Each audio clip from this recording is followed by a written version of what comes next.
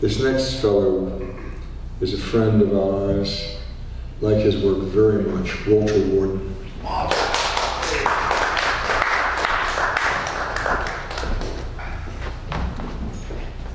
Thank you, Hayden. Thank you all. Walter, pull the mic on towards you right there. Thank you for your time. If you can speak into it. That's good. I have a couple of seasonal poems to start off with. The Turning. This dread of winter, this dark shape that hulks over me has the face of a hawk. Its small eyes white and sharp, its cold beak tipped ice white in moonlight. Yet it is the days that chill me most because of their brevity, their compulsion to drift unceasingly toward the great maw, that uniformed space to which in too short of time I too will surrender, my season done. Now in this bleak December I find brief comfort in the high heat of holiday cheer that dissipates when the browning tree is dragged to the curb and the birthing year draws its first breath. And then it will be the same again, the order restored, the neat lines of all lives stretching to bleach horizons, the resolutions so fervently pledged in a fit of determination will prove to be no profit. But in April, the maples will be green again and the fields unfrozen, with all creatures scuttling to sunlight as if it were the first day, and the hawk's shadow will have been but brief upon the hills. Thank you. And this is private season. This is the season of putting away, of building fires against the imminent freeze, of stray winds worrying yellow grass, of stray dogs, of bounty from now fallow fields, of witches and warlocks and little ghosties giddily going forth from shadows, and sooner or later the whitening of the land, as if a sign for starting over, making new maps, shuttering empty rooms, cleaning closets, closing doors, and giving thanks for having again been given your own time, one more time.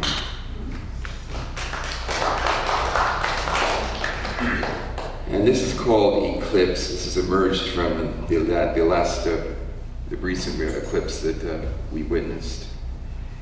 You cannot watch it without the safety of goggles or smoked glass, cautious as you would be looking at other forms of beauty which might carry a hidden danger.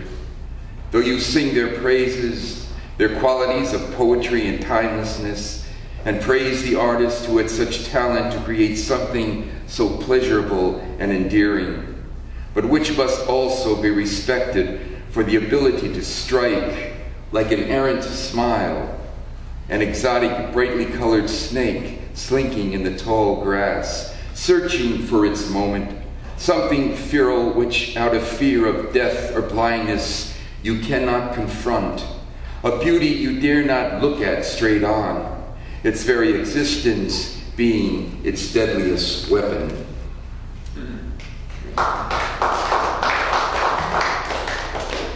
This is reflection. Before the mirror, I move into light. The symmetry is complete but tentative.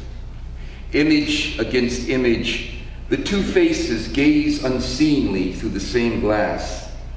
Gradually, as light shifts, both time and space are equally disrupted. The glass distorts, and ever slave to science, the harsh light demeans the image. Features are lost, dissolved, then suddenly regained. Only memory can claim our identities in the billion ways we are not. Our bodies are present only in the eddy of change, our natural element. In the mirror, we are not as we appear in either daylight or darkness, or in any way in the minds of others. In the mirror, the image disintegrates, while in the brain, the blueprint is preserved. And all that remains is a changing face, and all that remains is all that is. And this is the lesson of fruit. The apples, Max, Empires, and Red Delicious, share the same earthen bowl with a bunch of bananas, which are not yet ripe enough to slice into my morning oatmeal. This fruity community, also comprised of oranges and grapes, though established by my mere whimsy of placement, is unconcerned with how it is, the constituents being merely fruity and dumbly uncaring of critique. They are silent as all fruit should be, letting their shapes and colors speak, the simplicity of their inert combination and expression of conciliation, a graciousness shown in simple gratitude that they are fruit and, though nothing more, they are nothing less. Having no choice, they are patient for rot and ruin. I wish I could tell them of my fleeting joy at seeing them thus, that I, among many of my kind, could not otherwise master such style of closeness, this holy camaraderie of vine and tree. It is a given that though the same sun falls upon all orchards, we each ripen at different times.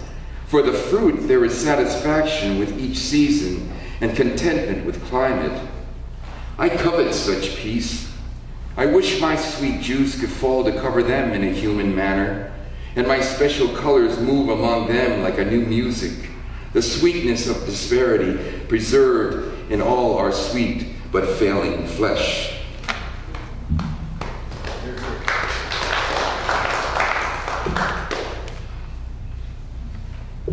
And I'll do one more. Timetable.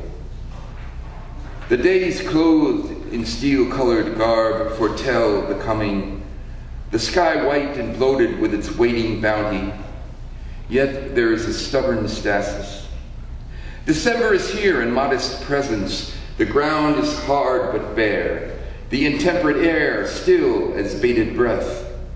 Anguish is born from a loss of action, akin to how the weather tarries. The season must show itself in keeping with the calendar, moving with the rhythm of scheduled trains.